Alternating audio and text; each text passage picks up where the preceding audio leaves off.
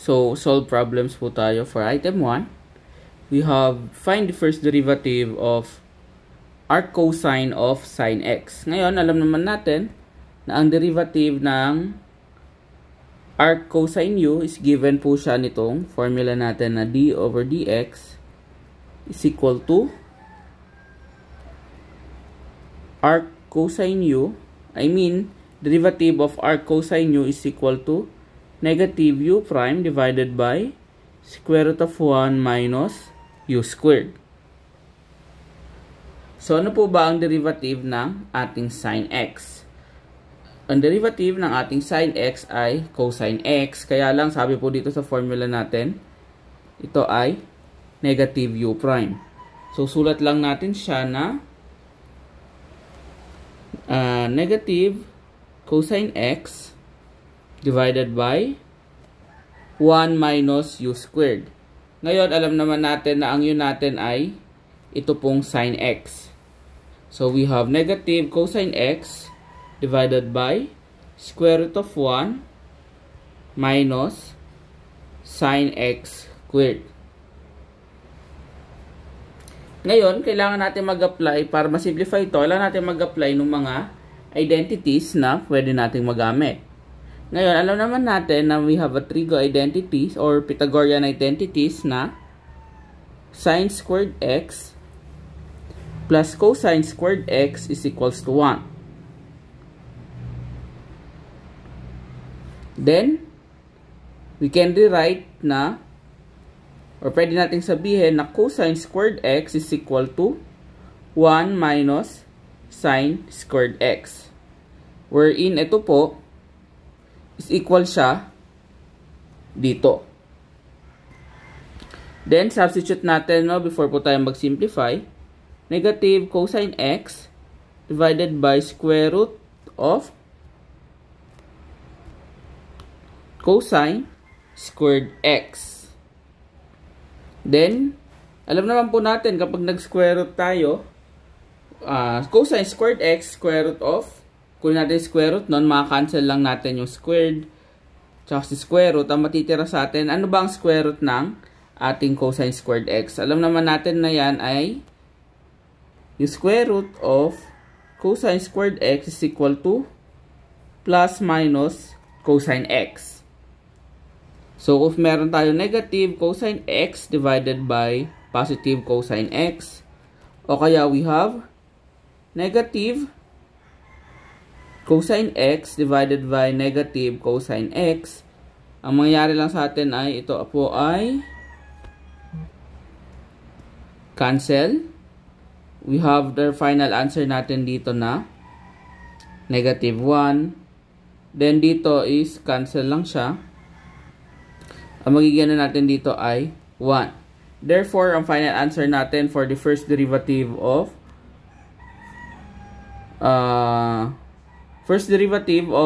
arc cosine sine x is y prime is equals to plus minus 1. Next, for item 2 or for our second problem, we have y is equals to sine beta cosine squared beta. Pinapahanap po is yung first derivative. Then, alam naman natin, ito, nakikita natin is meron tayo, pwede natin i-apply yung product rule natin. And yung product rule natin is alam naman natin na yung derivative natin is equals to u dv plus v du. Wherein yung u natin is itong sine beta and yung v natin is itong cosine beta. So, sulat lang natin siya. U is equals to sine beta. So, du natin ay derivative ng ating sine beta is cosine beta. Then, next, we have yung v natin is equal to cosine squared beta. Then, ang derivative po natin dyan, una is apply natin yung product rule natin. Yung quotient, apply natin yung ating chain rule. So, we have 2 baba lang natin siya. Then, ano po ang derivative ng cosine beta natin? Ang derivative ng cosine beta natin ay negative sine beta. So, dito na lang natin lagay sa harap yung negative. So, we have negative sine beta, correction. Apply pala muna natin yung chain rule natin. So, we have chain rule natin, derivative is baba natin, then cosine beta. Then, yung derivative po nung loob natin na function, which is cosine. Ang derivative ng cosine ay negative sine. So, dito ko na lang susulat sa harap yung negative natin. So, negative sine beta.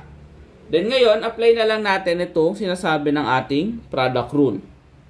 So, we have dy is equal to udv plus vdu. So, we have sine beta times negative 2 cos beta sine beta plus yung vdu natin.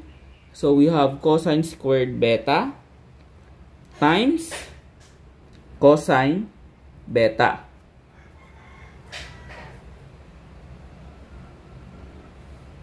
Then, next, simplify lang po natin. So, we have negative 2 cosine beta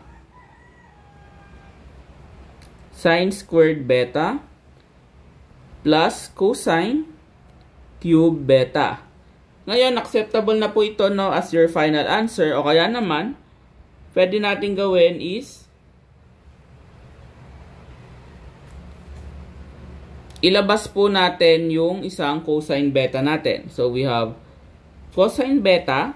Ang matitira sa loob natin is negative 2 sine squared beta plus cosine squared beta. And ito po, no, yung final answer natin dito. For our next problem, we have y is equal to sine x minus sine x cos x divided by 1 minus cosine squared x. Ngayon po, no, ito, meron tayong dalawang possible way ng pag-solve dito. So, ipakikita ko naman siya pareha sa inyo, ho? So, for solve muna natin to, no? Ito, denote lang natin na ito yung solution A natin. So, rewrite lang natin. So, y is equal to sine x minus sine x cosine x. Then, ngayon, kanina, kung matatandaan ninyo, no, dun sa ano natin, meron tayong Pythagorean identity na sine squared x plus cosine squared x is equal to 1. Then, cosine squared x, pwede natin siyang i-write as 1 minus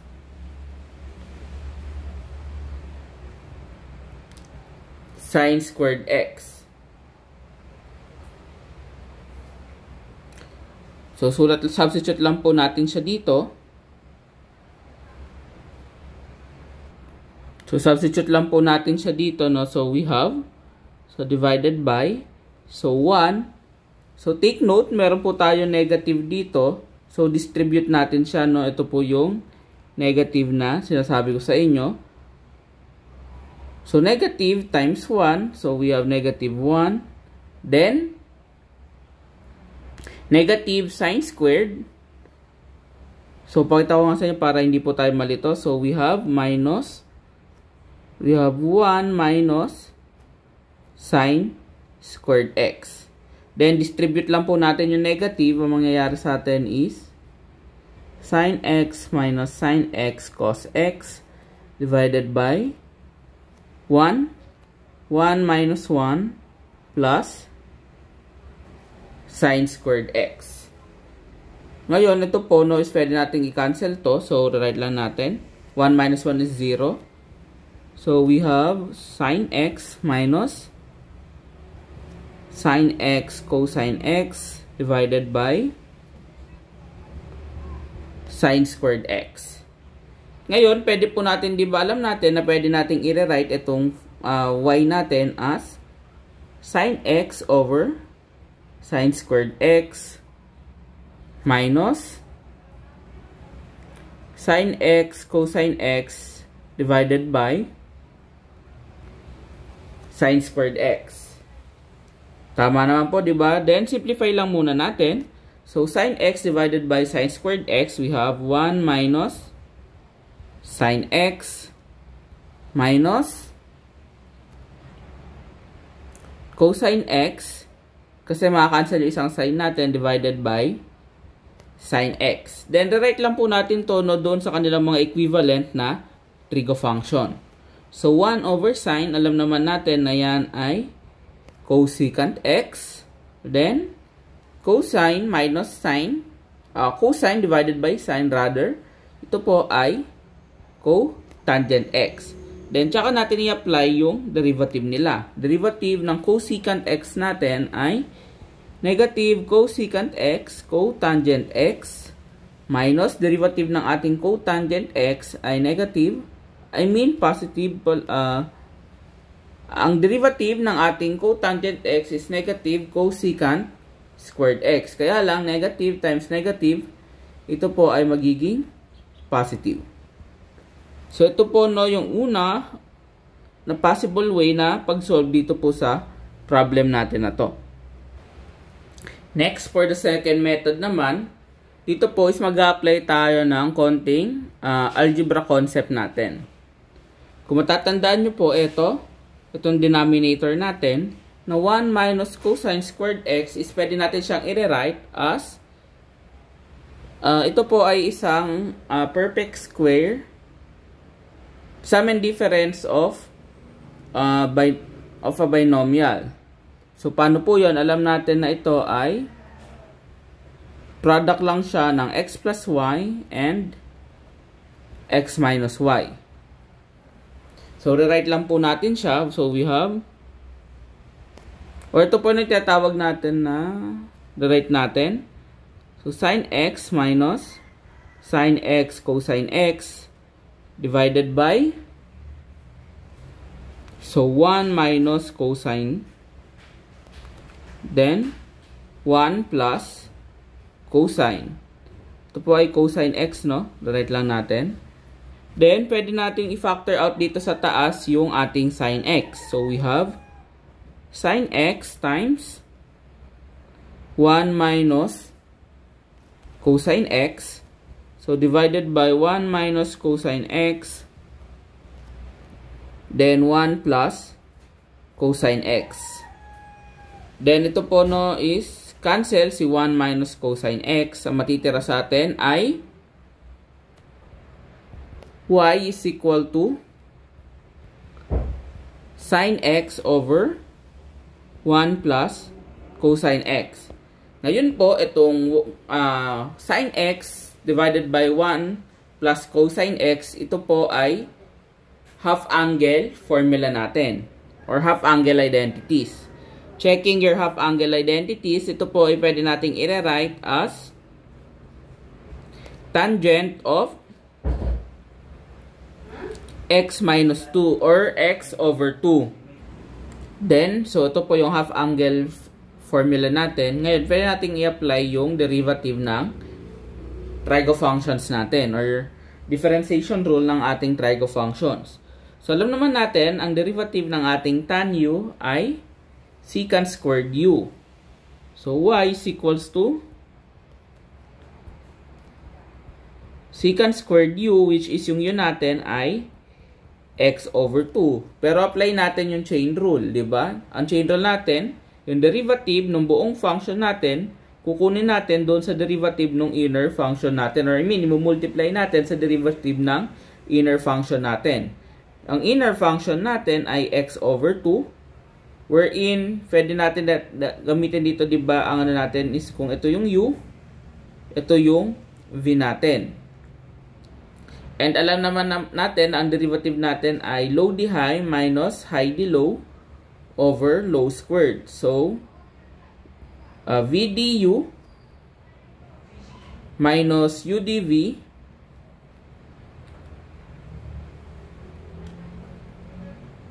over low squared natin over v squared. So, yung u function natin, or yung v function natin, so we have, 2, then derivative ng x natin ay 1, minus, yung u function natin is x, yung derivative ng constant natin ay 0, divided by, v squared natin, wherein yung v natin ay 2, so we have it dito ay 2 squared. So we have 2 minus x times 0 is 0 divided by 4. Ito po ay 1/2. Then insert lang natin siya dito. Therefore, ang final answer natin for case 2 or yung second way to solve this is y is equals to 1/2 secant squared of x over 2. So next po natin na item, so we have find the first derivative of y is equals to cosine of arcsecant 1 over ln 2024x. So dito, no, traditionally, pwede nyo siyang isolve, no, using kunin nyo muna yung derivative nitong loob na function natin, then insert nyo dito. Pero ang papakita kong solution sa inyo dito is yung alternate solution natin. Ito po, no, is combination lang ng algebra and trigo natin, no? And then, calculus, syempre, kapag nag-differentiate tayo. If babalikan natin yung trigo ninyo, alam natin na secant x is equal to hypotenuse over adjacent side natin. Sabihin natin na ito yung ating equation 1. Then, alam naman natin na ang ating cosine x is equals to adjacent over hypotenuse. Ito naman po yung ating equation 2.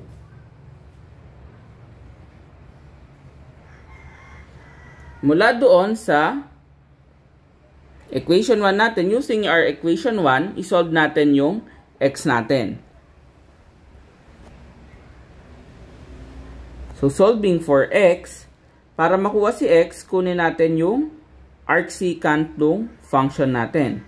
So, we have x is equals to secant raised to negative 1 hypotenuse over the adjacent side. Then, sa equation 1, substitute natin kay equation 2. So, substitute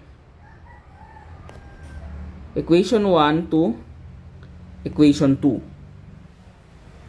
So, we have cosine times secant raised to negative 1 hypotenuse over the adjacent side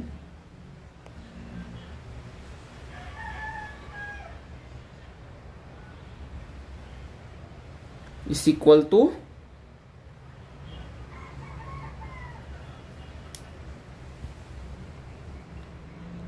adjacent over the hypotenuse side.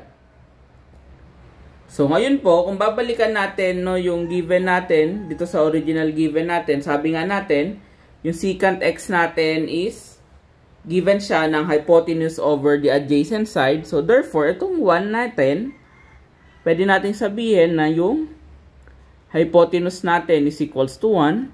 Then, our adjacent side is equals to ln 2024x.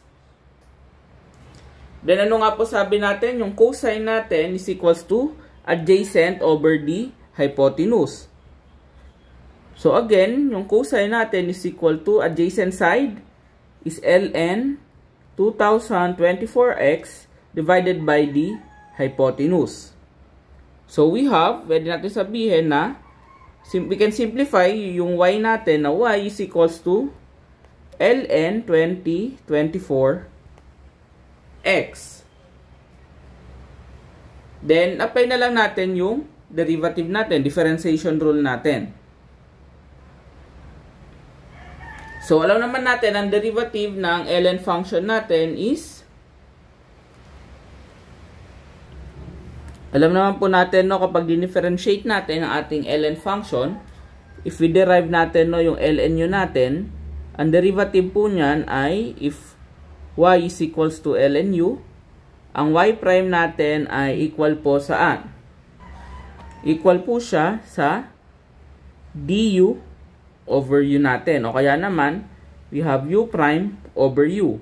Ano po ba ang u function natin? Yung u natin dito is ito po, no, yung 2024. So, rewrite lang natin. So, y prime is equals to, ano po ang derivative ng 2024x?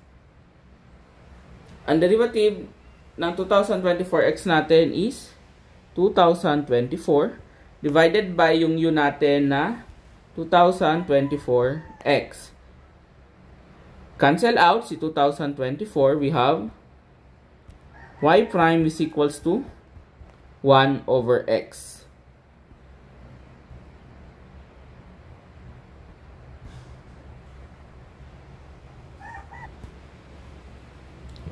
For problem 5, ito po no is application ng derivative natin no in terms of worded problem.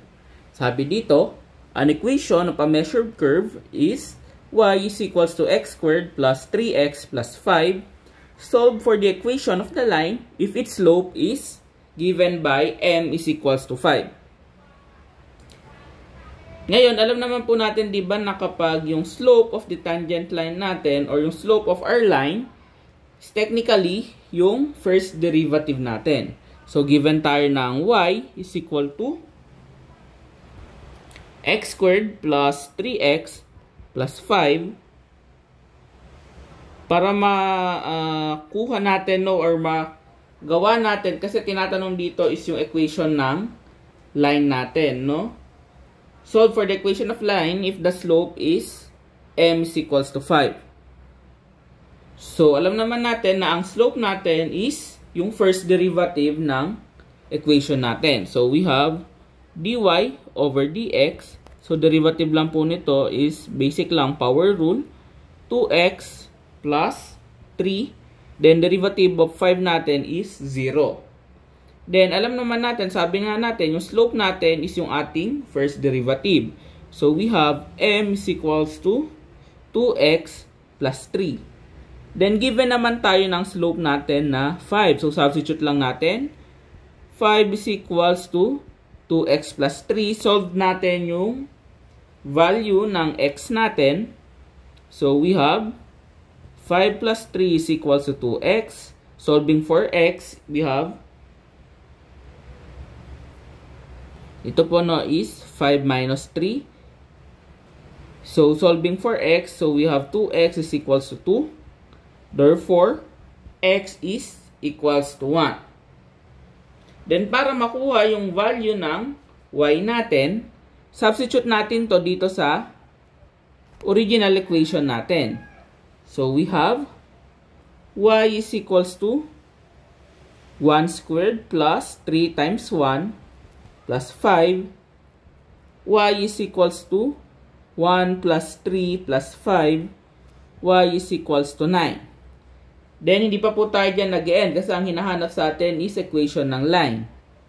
So, para makuha yung equation of line natin, alam naman natin, no, kung babalikan natin yung inyong geometry, analytical geometry, ang equation ng line natin is pwede siyang isulat na y is equals to mx plus b. So, hanapin muna natin yung b natin kasi meron na tayo ng m, meron na tayo ng x, meron na tayo ng y. So, substitute lang natin siya dito.